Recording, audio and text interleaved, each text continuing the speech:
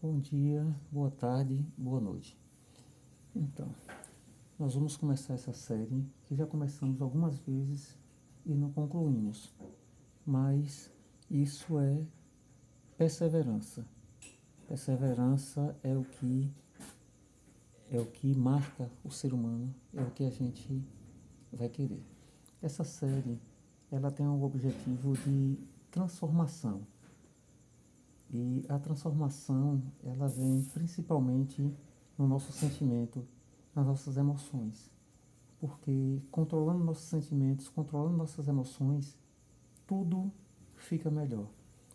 Mas como nada acontece com passe de mágica, né, as coisas acontecem como dizem as pessoas que fazem academia, né, é muita transpiração, até esqueci a frase, né? É muito suor, é muita transpiração, né? Mas tem uma frasezinha com duas palavras. Então, a verdade é essa. Então, a verdade é que nós começaremos aqui uma série, né, de estudos, né, do Evangelho, que é Jesus, com o objetivo de promover uma transformação sólida, assim como o ensinamento da casa construída sobre a rocha. Não tem essa parábola? A casa construída sobre a rocha e a casa construída sobre a areia. Então, a casa construída sobre a rocha, ela dá mais trabalho para se construir, mas também o vento não a levará, a chuva não a levará. Então, imagine, a casa construída sobre a areia já está demonstrando tudo, né? Que o terreno não é fácil de fazer, né? Você cavar para fazer a fundação da casa, tudo, mas a casa que vamos construir a partir dessa série é sobre a rocha. E nós vamos começar nada mais, nada menos do que com o Sermão do Monte. E aí, para esse Sermão do Monte, tem uma questão interessantíssima, né? Não sei se meu filho conhece essa história. A história de, salvo engano, foi Gandhi. Se não foi Gandhi, ótimo, porque alguém pode participar aqui e me corrigir. No próximo evangelho a gente corrige. Que foi perguntado a ele, né? Se todos os livros sagrados fossem destruídos do mundo. E aí ele respondeu, se todos os livros sagrados fossem destruídos do mundo... Foi Gandhi, né, filho? Bastaria que sobrasse o Sermão do Monte. O interessante é que Gandhi é de uma religião hindu, hinduísta. E ele fala do Sermão do Monte. O Sermão do Monte foi Jesus que falou. Então é muito interessante nós, né, que somos cristãos, ter esse entendimento. É muito interessante ter esse entendimento, porque Gandhi, né, como hinduísta, ele disse que se todos os livros sagrados do mundo fossem destruídos, bastaria que sobrasse o Sermão do Monte. Então ele faz uma referência a quem? A Jesus. Então é bom, sabe por quê? Porque o verdadeiro cristão, né, que a gente pretende ser, a gente precisa ter essa ideia das grandes almas, né? Porque Gandhi é um título, Mahatma Gandhi é grande alma. Então precisamos ser grande alma. Precisamos ser como Buda, que também é um título, não é, meu filho? Que ele é o Buda, né? E o nome dele é outro, Siddhartha Gautama, alguma coisa assim. Então é isso. Vou fazer a nossa prece. Então vamos fazer a nossa prece inicial. A nossa prece inicial é de agradecimento, né? Cada um, de acordo com sua religião, pode fazer o seu agradecimento ao seu ente superior, né? Ao Criador que você crê, ao mantenedor, né? Aquele ente superior de amor e bondade que representa a paz e representa o caminho para a conquista que nós queremos. Vamos fazer uma prece de agradecimento aqui, nós, né, como cristãos, a Jesus. Espero no futuro também, conhecendo outras religiões, fazer prece a outros entes queridos, ou outras pessoas participarem desse evangelho, fazer prece. Agradecemos a Jesus que trouxe esse Sermão do Monte, que vamos ler ele também, que estamos lendo também em outra série a Bíblia, e começando pelo Evangelho de Jesus, o Evangelho de Deus, que é Jesus. Então vamos ler todos os evangelistas. Mas aqui hoje nós vamos fazer uma outra leitura, uma leitura de entendimento. Então, o Sermão do Monte, hoje, nós vamos ler somente a parte de... Qual é, meu filho? Se quiser vir para perto, filho, para sua voz ser melhor. Vamos ler somente a parte de... Que parte é? Aí, meu filho, diga aí. Mateus 5. Mateus 5, e aqui... Mateus 5, mas eu acho que é de 17... Deixa eu olhar aqui. Eu estou aqui nessa parte que ele diz assim: não vim destruir a lei, aqui no capítulo 1. Não vim destruir a lei. Mateus 5, 17 a 18. Acho que subiu demais aqui, meu. A leitura aqui. Mateus 5. Cadê? Não começa no 3, não? 17 a 18. Mateus 5, 17 a 18. É aquela parte que Jesus fala assim: não vim destruir a lei. Que ainda um trecho do Sermão do Monte, né? Nós vamos fazer só essa parte hoje. Jesus veio cumprir a lei. E aqui na Bíblia, ele está dizendo aqui, ó, Jesus veio cumprir a lei. Aqui na Bíblia, aqui, ó, tá vendo? Jesus veio cumprir a lei. Aí ele diz assim, ó, não cuides que vim destruir a lei. Né? Cada Bíblia, cada livro é uma linguagem, né? Ele diz assim, lá ele diz aqui, ó, eu vou ler aqui, depois você lê lá, meu filho, ó. Não cuides que vim destruir a lei. E aí aqui ele completa. Ou os profetas, não vim destruir, mas cumprir. E aqui ele diz, leia lá, filho. Não penseis que vim revogar a lei, ou os profetas, não vim revogar, mas levá-los à perfeição. Seria adequar, né? Isso, adequar, né? Ou seja, quando Jesus diz que vai levar à perfeição, ele vai o quê? Ele vai melhorar, vai aperfeiçoar. E isso vai aperfeiçoar o quê? O entendimento. Né? Porque a mensagem de Jesus, ela sempre veio, independente do tamanho da nossa crença. Se a nossa crença se limitar aos profetas que vieram antes de Jesus, pronto, está ótimo. Ou seja, quantos profetas vieram antes de Jesus? Profeta que veio 1.500 anos antes de Jesus, 3.000 anos antes de Jesus. É só procurar os estudiosos da Bíblia e nós vamos ver esses profetas. 5.000 anos. Zoroastro aí, né, meu filho, falando, né, 5.000 anos antes de Jesus. Então, todos são profetas de Jesus. Então, e se a gente quiser pegar só os profetas ocidentais, também não tem importância. O importante é que a mensagem de Jesus sempre veio.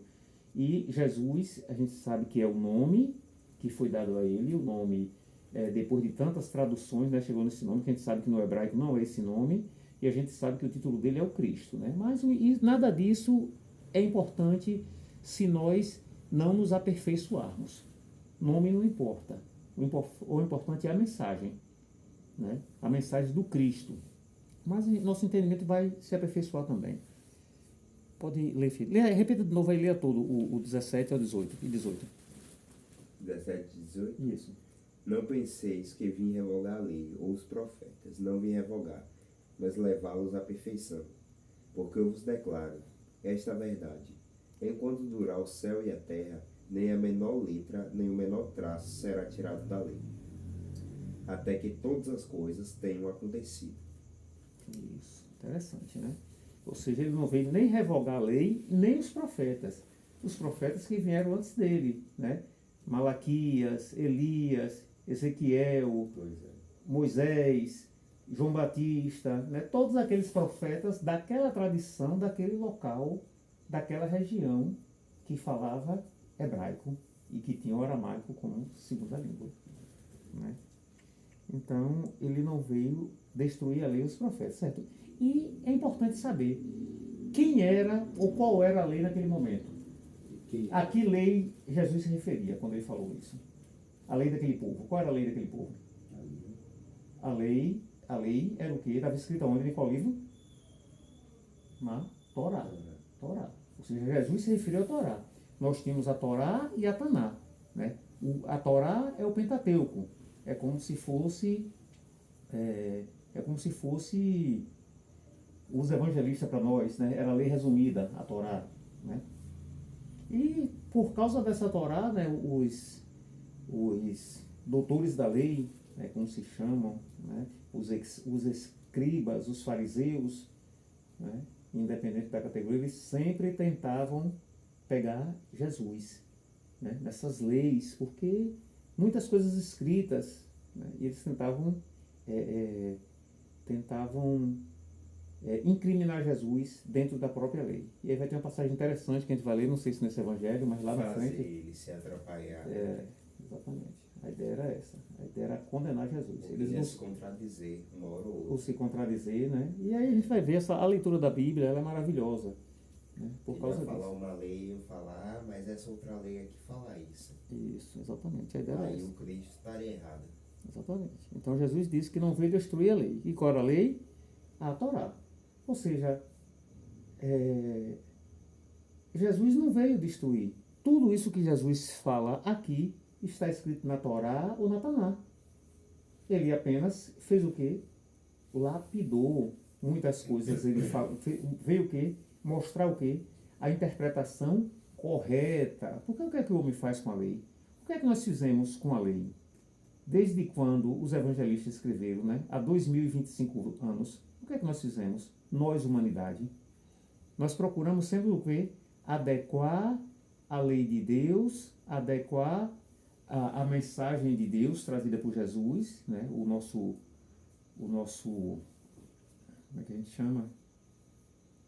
Jesus é a mensagem, mas assim, a boa nova, né? O nosso Messias, né? A boa nova. A gente procura adequar isso aqui aos nossos interesses políticos, aos nossos interesses de poder, né? Religiosos, né? Religiosos obscuros, né? Obscusos, né? Como é que se fala? Escusos, essa é a palavra que eu queria falar. Aos nossos interesses escusos, né? Me atrapalhei um pouco na palavra. Aos nossos interesses escusos, ou seja, equivocados. Nós sempre queremos adaptar a lei de Deus aos nossos interesses escusos. Eu misturei obtusos com escusos. Então, foi isso que os reis, né, os imperadores, as pessoas poderosas sempre fizeram antes de Jesus e depois de Jesus, e continuam fazendo. Mas nós temos a missão, né, de procurar sempre jogar luzes sobre o Evangelho, sobre as palavras de Jesus, né? Tirar a poeira de cima para que as letras não sejam lidas de forma errada, né? E sempre tirar o espírito da letra. Assim como no direito se tira o espírito da lei, né? Na religião a gente tem que tirar o espírito da letra. E qual é o espírito? O espírito é de bondade, é de amor, é de caridade, é de perdão, é de paz interior, é de liberdade, de libertação. Esse é o espírito da lei. Contrário de todo o antônimo a essas palavras. Vou ler um pouquinho, Felipe, a mesma coisa para você quer fazer algum comentário, viu? Não penseis que eu tenha vindo destruir a lei. Essa parte eu comentei bastante. Ou os profetas, também comentei. Não vim destruir, mas cumpri-los. Ou seja, cumpri-los no sentido de lapidar e de mostrar muita coisa como Jesus mostrou, né? Jesus fez o quê? Muitas curas, não é isso? Ou seja, é cumprindo, né? Jesus deu muito esclarecimento. Pode falar, filho. Ele está cumprindo as profecias, né? Também as profecias, né? Para mostrar, né? Esse é o motivo que Jesus morreu crucificado. É um dos principais motivos. Cumprir a profecia. Porque as profecias falavam muitos acontecimentos que aconteceram com Jesus, cumprir as profecias. E por falar nessas profecias, Haroldo Dutra Dias, né, que é um grande estudioso do Brasil, um dos maiores estudiosos do Brasil, ele fala o seguinte, que as profecias eram em torno de 10. Ele fala lá a quantidade, mas ele se refere apenas a 2. Quais as 2? As 2 que se chocaram no dia da morte de Jesus e que se chocaram durante todo o tempo que Jesus esteve encarnado na Terra. Que é a profecia que Judas Iscariotes acreditava e a profecia que Jesus veio dizer qual era, que uma boa parte também acreditava. Acho que os essênios acreditavam. Essênios, né? Ou seja, a profecia que os essênios acreditavam era de quê? De que Jesus era o Cordeiro de Deus, o manso. Por que o Cordeiro não é manso? obediente. E a profecia que Judas Iscariotes acreditava, inocentemente, né, era de quê? De que Jesus tomaria o poder pela força. Destruiria Roma pela força. Né? Roma foi destruída, mas não pela força. Né? Não pela força. Não pela intervenção física dos espíritos bons. Então, por isso, né, a questão de Judas é muito injustiçado. Né? Porque ele apenas se filiava a uma linha de pensamento. Nos estudos hoje das universidades, né, da pesquisa, você tem o quê? Linhas de pesquisa, né? Linhas de estudo. Na filosofia, na sociologia, você tem linhas de pensamento. Na filosofia, vertentes. Né? Você tem na filosofia Jung, né? Freud, são diferentes, muito diferentes. Né? Então você tem linhas de pensamento. Na arquitetura, nas artes, né? Você tem as várias linhas, né? Cubismo, né? Nas artes, né? Você tem uma série de linhas diferentes. Né? Por exemplo, Vicente Van Gogh, né? Parece com Monet. Os quadros, né? Pesquisem. Quem estiver assistindo esse evangelho pode pesquisar. Os quadros de Van Gogh e Monet se parecem, mas são muito diferentes de Pablo Picasso. Aqui do nosso brasileiro aqui, Portinari, Cândido Portinari, é diferente. Então são linhas. A mesma coisa era com relação a Jesus. Né? Ou seja, esses milênios, né, que os profetas vêm anunciando Jesus, os estudiosos acabam se confundindo e criando muitas linhas de pensamento. Né? E aí Jesus, na sua vinda, entra em choque duas linhas de pensamentos principais. Jesus, o cordeiro, e o oposto, né? Jesus, o guerreiro. E a gente vê até hoje, né? Nós temos ainda cristãos religiosos que ainda tratam, né, Deus como um guerreiro, o Senhor da guerra. Nossa, isso aí está muito distante, gente. Jesus já acabou com isso. Né? No seu leito de morte, Jesus acabou com isso. Jesus é o cordeiro. Se Jesus é o cordeiro de Deus e Jesus é a boa nova, é a boa notícia, né? Na Igreja Católica a gente tem muito isso, né? Da boa nova, a boa notícia. Né? Se Jesus é a boa notícia de Deus, é o evangelium de Deus, então ele é o cordeiro de paz. Então Deus não é guerra, se ele vem trazer a palavra de Deus. Então isso é um equívoco, a gente precisa se libertar desse equívoco, porque senão nós acabamos nos filiando a doutrinas equivocadas. Jesus já acabou com isso. Na sua morte, ele morreu livremente. Pode falar, filho. A cultura grega passou para Roma isso, né? A cultura do Deus da guerra, né? Isso. De cultuar um senhor da guerra. Isso, né? A cultura grega, né? Passou para Roma, né? Exatamente. E Roma já gostava também da guerra, né? Aí deu tudo errado, né? A união da Grécia e Roma. Exatamente. Fora outros povos, né? Também.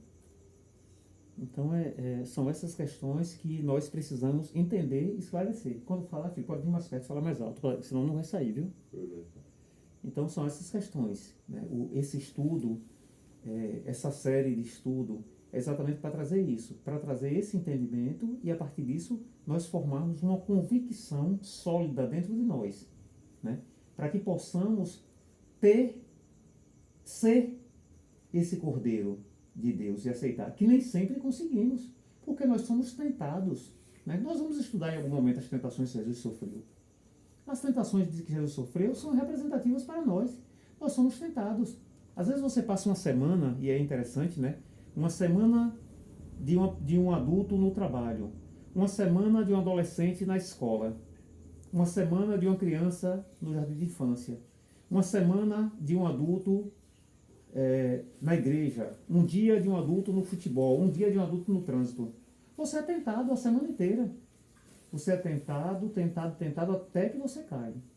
Às vezes, tem pessoas que caem todos os dias, tem pessoas que caem pelo menos de 3 em 3 dias, tem pessoas que caem na tentação de semana em semana, tem pessoas que caem de 15 em 15, de mês em mês, mas sempre a gente cai.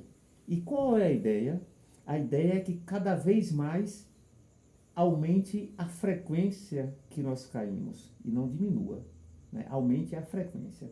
Se a gente cai todo dia, vamos lembrar de alguma forma que cada um vai desenvolver dentro de si, alguma fórmula para que possamos cada vez menos cair nas tentações. E quais são as tentações?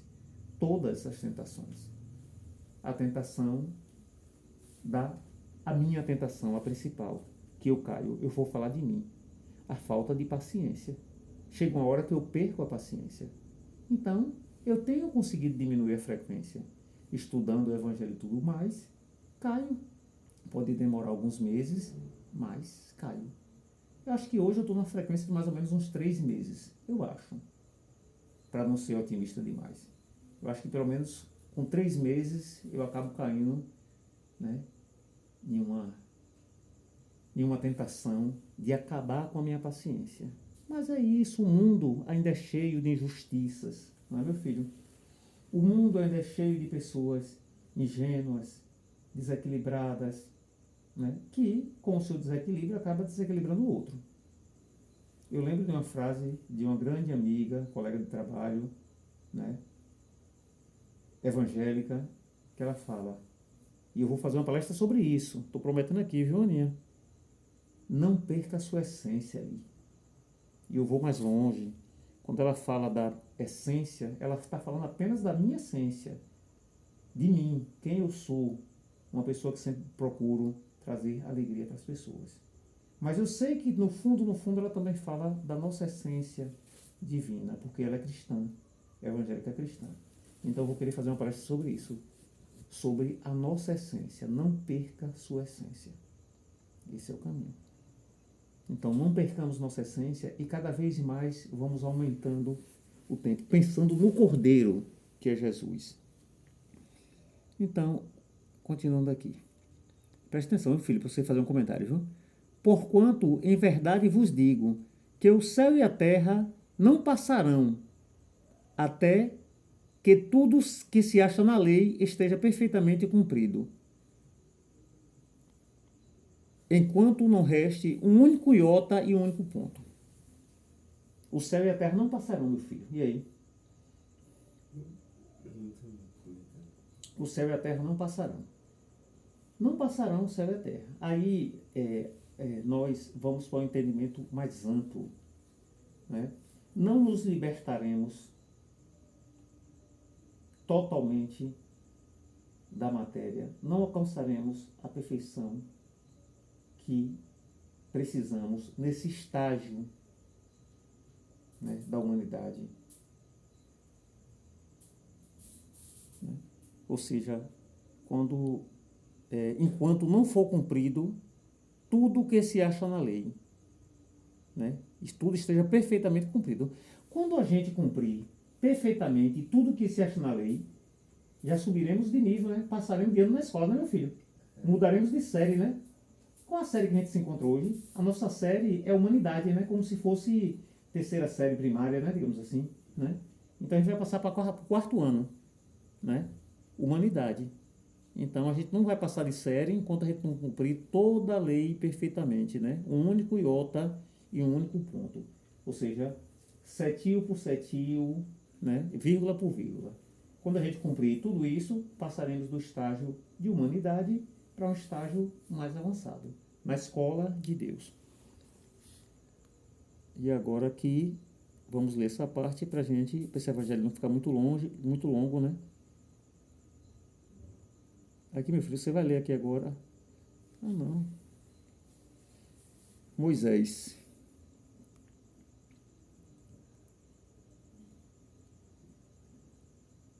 Meu filho pode vir aqui ler, filho? Só que papai já está com a voz cansada já.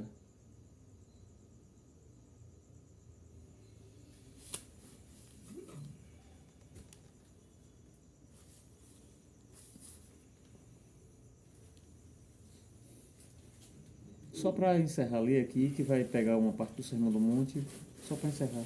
Senta aqui do meu lado.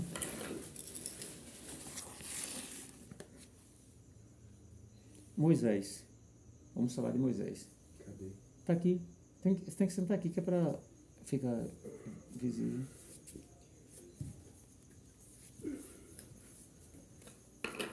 A gente poderia até encerrar esse evangelho aqui, ler no próximo, mas está com 25 minutos. Tá bom, né? Na lei mosaica, há duas partes distintas: a lei de Deus, promulgada no Monte Sinai, ou disciplinar, e a lei civil, ou disciplinar, decretada por Moisés. Uma é invariável, a outra, apropriada aos costumes e ao caráter do povo naquela época, se modifica com o tempo. A lei de Deus está formulada nos 10 mandamentos seguintes. Já leu? Eu sou o Senhor vosso Deus. Eu os tirei do Egito, da casa de servidão. Não tereis diante de mim outros deuses estrangeiros. Não fareis imagem esculpida, nem figura alguma do que está acima nos céus, nem embaixo da terra, nem do que quer que esteja nas águas sobre a terra. Não adoreis, nem lhes prestarei culto soberano.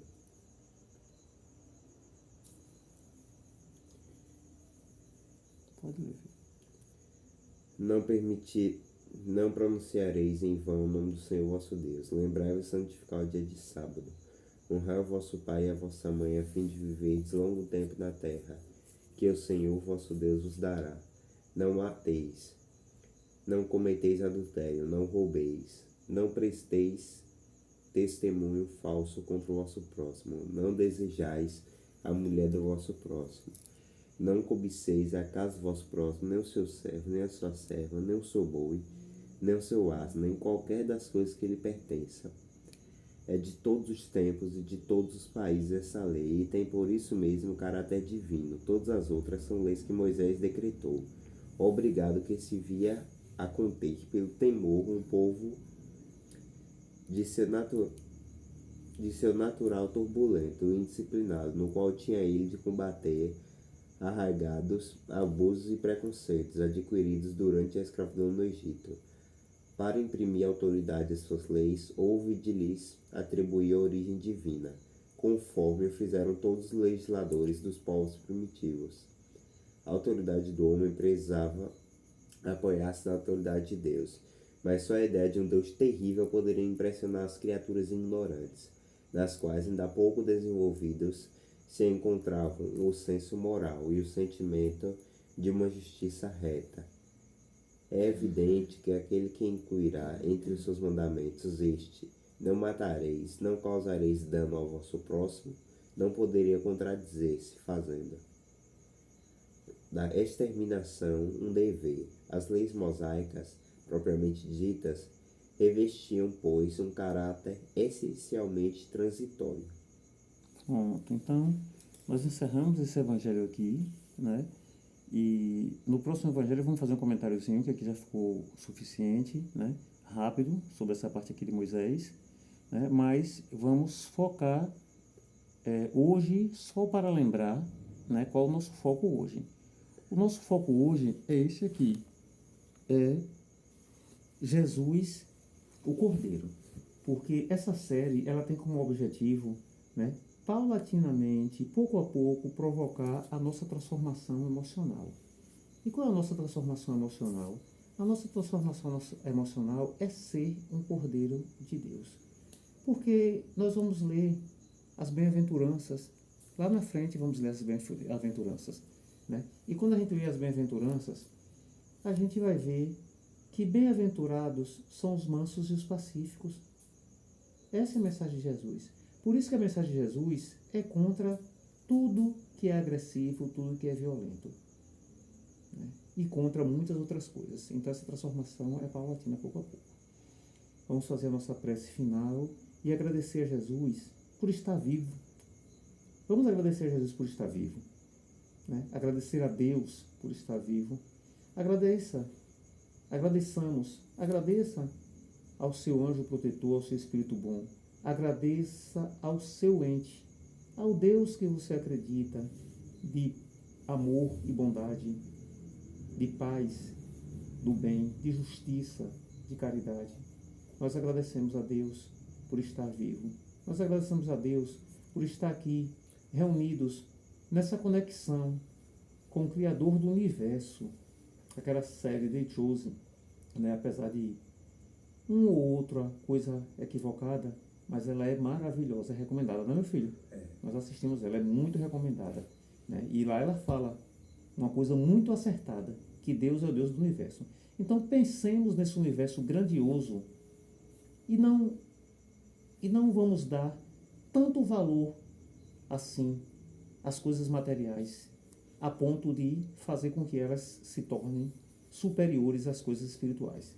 Então, primeiro as coisas espirituais, as coisas de Deus, depois as coisas materiais. As coisas materiais são importantes? São extremamente importantes para trazer conforto, saúde e matar fome nossa, do ser humano. Mas nunca acima das coisas espirituais, porque Deus está acima de tudo. Então agradecemos a Jesus por esse evangelho e que a paz do Cordeiro esteja conosco durante essa semana que vem e que tenhamos paciência, sejamos mansos, saibamos ouvir, saibamos suportar os intempéries que chegarem até nós. Que assim seja.